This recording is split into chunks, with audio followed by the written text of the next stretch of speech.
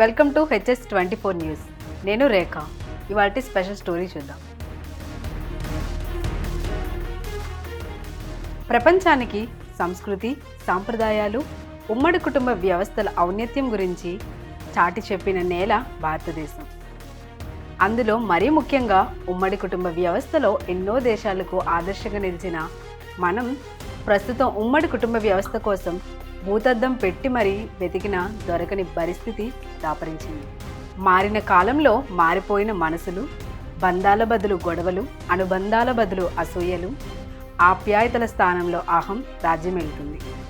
ఒకప్పుడు ప్రపంచానికి ఆదర్శంగా నిలిచిన వ్యవస్థ ఇప్పుడు విచ్ఛిన్నంగా మారిపోతుందంటే కారణం ఎవరనేది మనల్ని మనమే ప్రశ్నించుకోవాల్సిన సమయం ఆసన్నమైంది.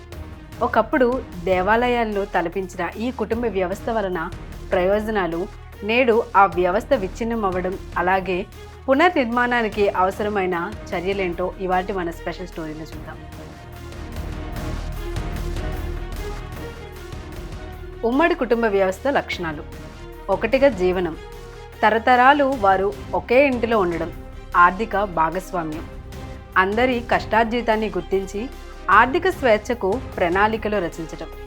సమిష్టిగా ఉండడం. అన్నీ తామై కష్ట సుఖాల్లో పాలు పంచుకోవడం.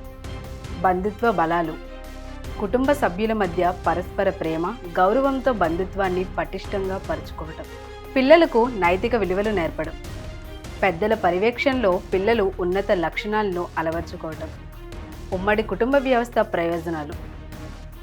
ముందు తరం వారి నడవడిక, పద్ధతులను అనుసరించడం, పరస్పర ప్రేమ, అభిమానాలకు అవకాశం, కుటుంబ వ్యవహారాల్లో బాధ్యతాయుతంగా ఉండడం. పిల్లలకు నైతిక విలువలు నేర్పడం, మానవత్వ విలువలు పెంపొందించుకోవటం, మానసిక పరిపక్వత చెందడం, ఇతరులను గౌరవించే తత్వాన్ని అలవర్చుకోవటం. ఉమ్మడి కుటుంబం విచ్ఛిన్నానికి కారణాలు. ఆర్థిక స్వతంత్రత. ప్రతి వ్యక్తి తన సంపాదనను స్వతంత్రంగా ఖర్చు చేయాలనే ఆలోచన.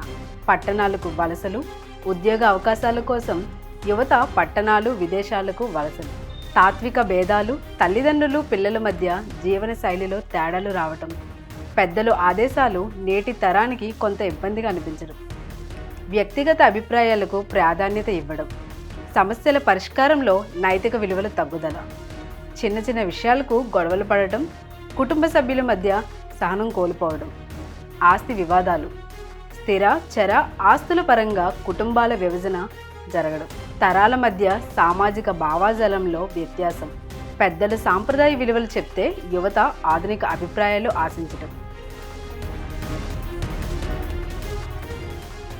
ఉమ్మడి కుటుంబాల పునర్నిర్మాణానికి దోహదపడే అంశాలు. ఆర్థిక మద్దతు అవసరం. నిరుద్యోగం లేదా తక్కువ ఆదాయం ఉన్నప్పుడు కుటుంబ సభ్యులు కలిసి ఉండడం వల్ల ఆర్థిక భారం తగ్గుతుంది. ఉదాహరణకు ఇంటి ఖర్చులు, అద్దె, విద్య వ్యయాలు పంచుకోవడం. పెద్దల సంరక్షణలో పిల్లల పెంపకం. తాత, అమ్మమ్మ, నాయనమ్మల ఆధారంలో పిల్లల పెరుగుదల. సంప్రదాయ విలువల పట్ల మక్కువ పెరగటం. అనురాగం, అనుబంధం బలపడటానికి కుటుంబ సభ్యుల మధ్య ప్రేమ, అభిమానం పెంచుకోవటం. వృద్ధుల సంరక్షణ బాధ్యత. పెద్దల వృద్ధాప్యంలో వారు ఒంటరిగా ఉండకుండా వారిని చూసుకోవడానికి అందరూ కలిసి ఉండడం.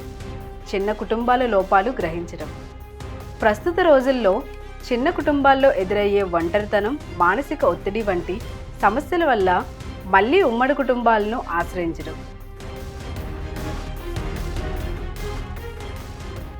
సమాజంలో మారుతున్న ఆర్థిక, సామాజిక పరిస్థితుల వల్ల ఉమ్మడి కుటుంబ వ్యవస్థ క్రమేపీ క్షీణిస్తుంది. మన సంస్కృతిని ప్రతిబింబించడం, ప్రేమ, సహకారం, సమానత్వం వంటి విలువలను బలపరిస్తే అదే ఉమ్మడి కుటుంబానికి నిర్వచనం.